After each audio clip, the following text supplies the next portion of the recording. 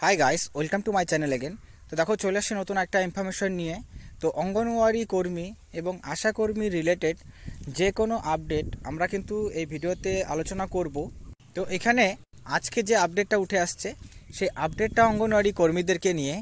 তো এখানে যে বড় ঘোষণাটা বলা হয়েছে সেখানে বেতন বৃদ্ধি নিয়ে, ঠিক আছে, এবং তার সাথে সাথে কত টাকা করে মাসে বৃদ্ধি করা হবে এটাই আমরা এখানে আলোচনা করব। আরেকটা বিষয় বলি, যে যে কোনো রাজ্যেরই আপডেট হোক না কেন, অঙ্গনওয়াড়ি কর্মী রিলেটেড সেটা কিন্তু বাকি রাজ্যগুলোতেও এটার প্রভাব অবশ্যই পড়ে। সেই ক্ষেত্রে যে রাজ্যেরই হোক আপডেট, সেই আপডেটটা কিন্তু আমরা এখানে আলোচনা করি, কারণ আমরা জানি যে অঙ্গনওয়াড়ি কর্মীদের যে স্যালারিটা দেওয়া হয়ে থাকে বা অনারিয়ামটা যে দেওয়া হয়ে থাকে সেটা কিন্তু পুরোপুরিভাবে রাজ্য সরকার, কোনো পার্টিকুলার রাজ্য সরকার তরফ থেকে দেওয়া হয় না।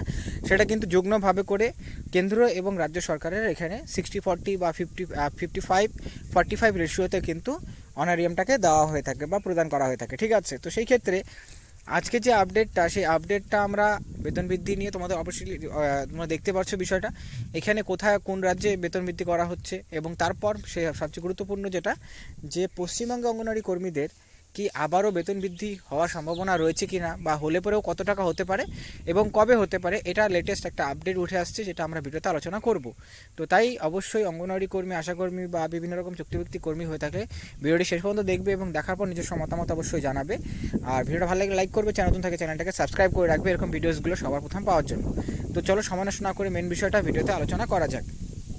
তো দেখো, এখানে যে আপডেটটা বলা হয়েছে এখানে কিন্তু তোমাদের প্রত্যেক মাসে করে কী আপডেটগুলো সেগুলো আমি তোমাদের এখানে বলে দিচ্ছি। যে প্রত্যেক মাসে 500 টাকা করে বেতন বৃদ্ধি করানো হবে, ঠিক আছে। আর এছাড়াও বলা হয়েছে যে প্রত্যেক মাসে অঙ্গনওয়াড়ি কর্মীদের যে অনারিয়ামটা সেটা 10,000 টাকা করে করা হবে। আর পশ্চিমবঙ্গের জন্য যদি বলা হয়, পশ্চিমবঙ্গে কিন্তু এখন অঙ্গনওয়াড়ি কর্মীরা অ্যাপ্রক্সিমেটলি 9,000 টাকা করে কিন্তু তারা পাচ্ছেন, ঠিক আছে। কারণ হচ্ছে কিছুদিন আগে বেতনটা বৃদ্ধি করা হয়েছিল, আমরা জানি অবশ্যই। তো সেই ক্ষেত্রে এখন 9,000 টাকা করে কর্মীরা পাচ্ছেন। আর এখানেও বলা হয়েছে যে 10,000 টাকা করে, ঠিক আছে, 1,000 টাকা করে এখানে ইনক্রিমেন্ট করা হচ্ছে। তো যদিও কিনা এটা অন্য রাজ্যের, আমি পশ্চিমবঙ্গ নিয়েও কথা বলছি। তো সেই ক্ষেত্রে এটা কী কী বলা হয়েছে সেটা আগে দেখছি। এবং এছাড়াও কিন্তু অঙ্গনওয়াড়ি যে কর্মী, যারা মিনি অঙ্গনওয়াড়ি কর্মী রয়েছেন তাদেরকে কিন্তু 400 টাকা করে প্রত্যেক মাসে বৃদ্ধি করে 7,000 টাকা করে দেওয়া হবে, এটার ঘোষণা করা হয়েছে। এবং এছাড়াও কিন্তু অঙ্গনওয়াড়ি যে সহায়িকারা রয়েছেন, অঙ্গনওয়াড়ি সহায়িকাদের 300 টাকা করে বৃদ্ধি করে 5,500 টাকা করে কিন্তু বেতন নতুন করে দেওয়া হবে, এটা বলা হয়েছে।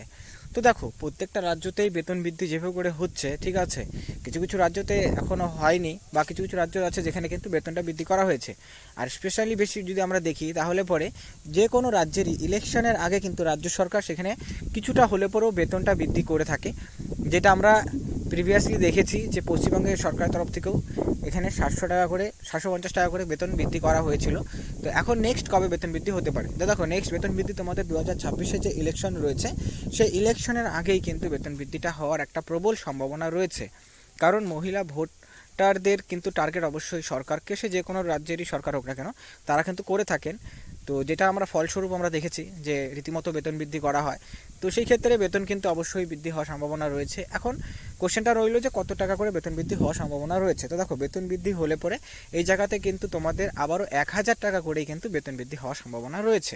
1,000 টাকার বেশি কিন্তু এটা মনে করো এক্সপেক্ট করাটাও কিন্তু তেমনটা মনে করো যে পাবেই এরকম কিন্তু না।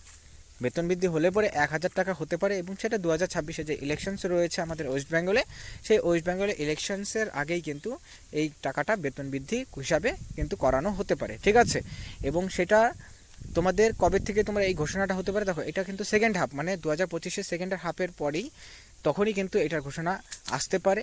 এবং সেখানে 1,000 টাকা করে বেতন বৃদ্ধি করা ঘোষণা হলে পরেও কিন্তু